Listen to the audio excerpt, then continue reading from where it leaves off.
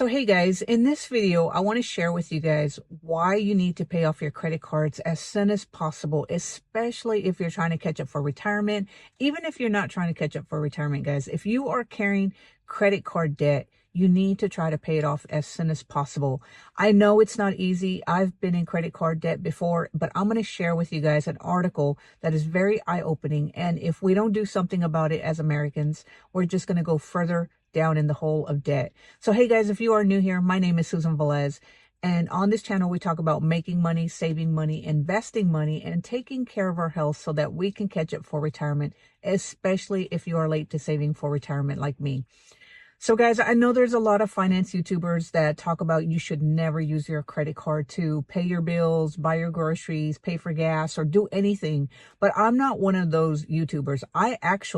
We use our credit card for everything. The difference is that we make sure that we have the money in the checking account that we can pay that credit card off by the due date. Because we found that doing this allows us to get points. We get money back from Costco. We use the Costco credit card for everything, which allows us to get some money back when they pay out their card holders or their card members every year for a certain amount of money that you used for your credit card. I know that sounds kind of foolish, especially if you listen to Dave Ramsey. He says no millionaire was ever built by getting points on a credit card or getting cash back. Well, guys, I'm not a millionaire. I'm trying to survive paycheck to paycheck. We're trying to make ends meet. We're trying to do everything we possibly can to stay afloat. And so we do use our credit card for everything. But like I said, we make sure that we have the money in our checking account. If we don't have the money in our checking account to cover that amount that we put on that credit card, we do not use the credit card. With that mentality, guys, as long as you're paying off your credit card every time that due date rolls around, I don't see anything wrong with that.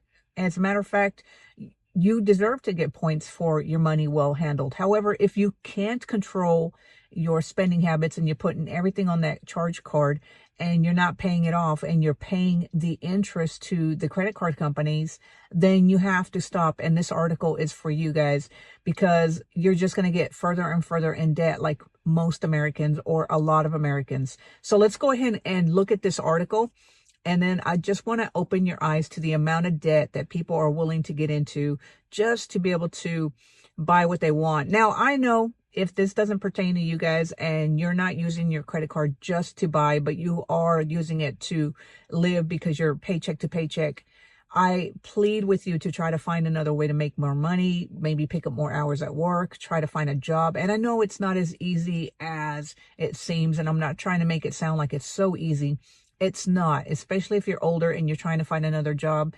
It can be hard. And regardless of what the news is saying, that the job market is really great, if you've been looking for a job, we all know that the job market is not as great as they make it seem like it is. So let's look at this article, guys, and let's talk about how much debt Americans are willing to carry on their credit cards. So according to LendingTree, guys, these are 2024 credit card debt statistics. So it says Americans have an absolute mountain of credit card debt, 1.166 trillion to be exact. It says in the third quarter of 2024, according to the consumer debt data from the Federal Reserve Bank of New York. That's up from 1.14 trillion in the second quarter of 2024 and is the highest balance since the New York Fed began tracking in 1999. So that's basically saying that, consumers' credit card debt just keeps going up. Now, this can be because you might think because it's irresponsible people who are putting stuff on their credit card, but that's not always the case, guys. A lot of times people are using their credit cards to buy groceries, to pay for gas, to get to and from work, and just to be able to live their day-to-day lifestyle or their monthly lifestyle, to hold them over till the next paycheck. And while we can all say they don't use a budget, we don't know how they handle their money. Some may not handle it responsibly and have a budget, but other people might actually be doing the right thing, but yet they still can't survive. I know, because we've been in that situation before where no matter what we made, we couldn't seem to get ahead. We always had to buy ramen noodles or buy the cheapest groceries because we couldn't afford the healthy stuff. So if this is you and you're, in debt on your credit card because you're trying to get, just trying to maintain that lifestyle, trying to feed the family, trying to put food on the table, I understand and I sympathize with you because I've been there and I know how hard it can be. But the truth is, guys, that doing this and not paying off your credit card is just going to get you further and further in debt. And the reason I know this is because this was years ago, guys, I bought a laptop computer on a Best Buy card. And this was when I was first starting my business. I didn't have the money to buy a laptop, so I financed it. And I paid the minimum payments. That way, I didn't go into default or I didn't get charged late fees, but I was just making the minimum payment. And I think my minimum payments, if I remember right, were about $35 a month. And my balance on the credit card, I don't even remember how much that computer cost, but it took me forever to pay off that computer. And I don't even know how much I ended up paying for that computer. When you take all the interest into account, I probably paid double what that computer was worth, if not triple, because that's how the credit card companies get you. They lend you money through through financing where you can buy what you want now and pay for it later. But if you're just making a minimum payments, you're going to be paying on that thing forever. So let's look at the states that have the most credit card debt. And actually, when I was looking at this, I was surprised that North Carolina was number 28 on this. I'm going to share with you guys the top 10 states that are carrying the most credit card debt. So it says right here, which states residents have the most credit card debt? So the top 10 are Connecticut, District of Columbia, California, New Jersey, Florida, Alaska, Maryland, New York, Hawaii, and Massachusetts.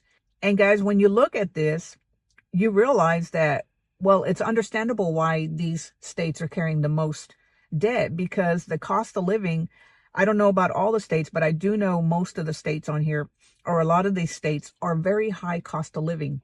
So when you look at the high cost of living and people's wages, then, things keep going up and up and up, but the cost of everything goes up. I actually got a notification the other day saying that our water bill will be going up in January. But do you think that my wage has gone up? No, our wages are stagnant, so everything keeps climbing, everything keeps going up in price, but our wages stay the same. So it's no wonder that we have to rely on credit card debt. So I'm pleading to you guys that if you live in a high cost of living area and you're living paycheck to paycheck, I sympathize with you guys.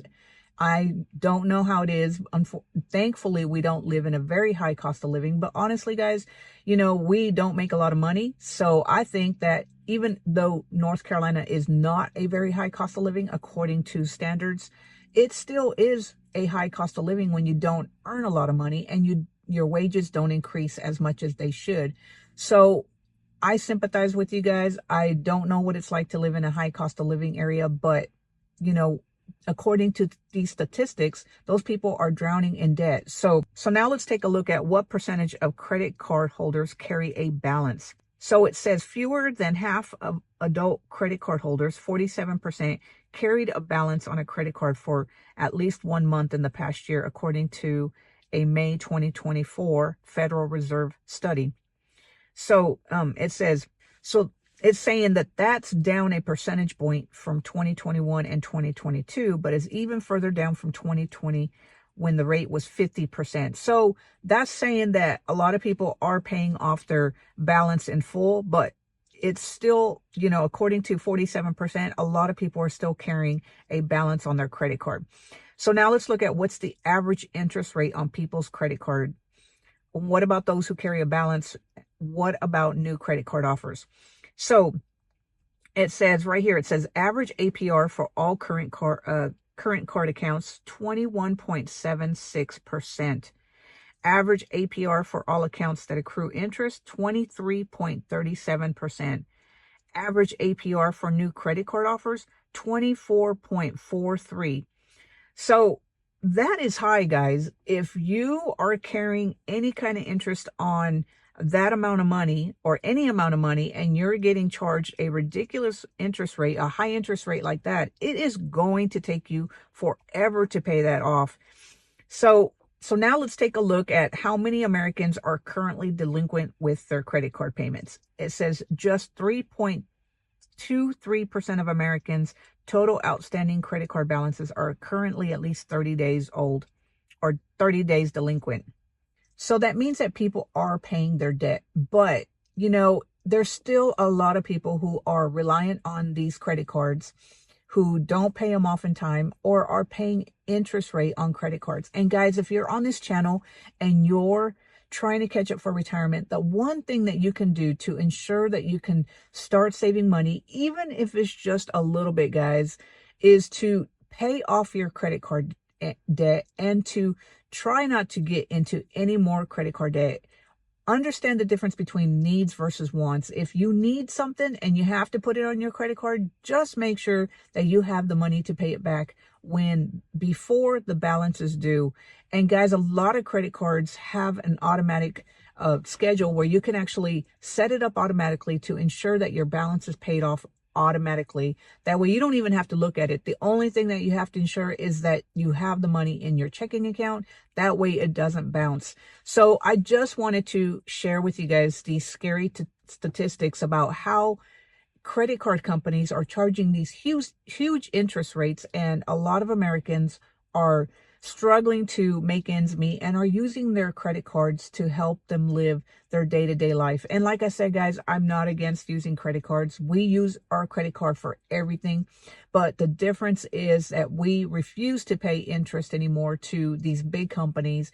And if we don't have the money to pay that credit card off or that item that we want to buy, we don't charge it. We just wait until we get paid again, and then we will buy what we want or what we need. And as a matter of fact, we know the difference between, or we understand the difference now between need versus want, and we refuse to get into any kind of credit card debt. Now, I know emergencies happen. Sometimes, you have no choice but to put something on your credit card.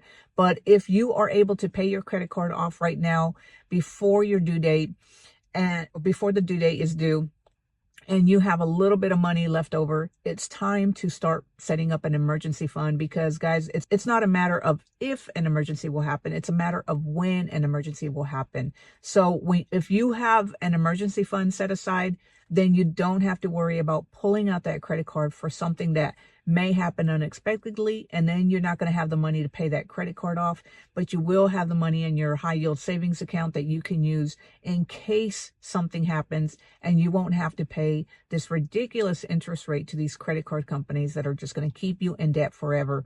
So anyway, guys, I just wanted to share with you guys the statistics of how Americans are paying so much interest into these credit card companies, and they are very high. So I just wanted to share this article with you. If you enjoyed this video, give it a thumbs up, click on that subscribe button, and be sure to join me in reaching my net worth of $500,000 so that we can retire with dignity. And until next time, guys, I will talk to you later. Have a great day. Bye.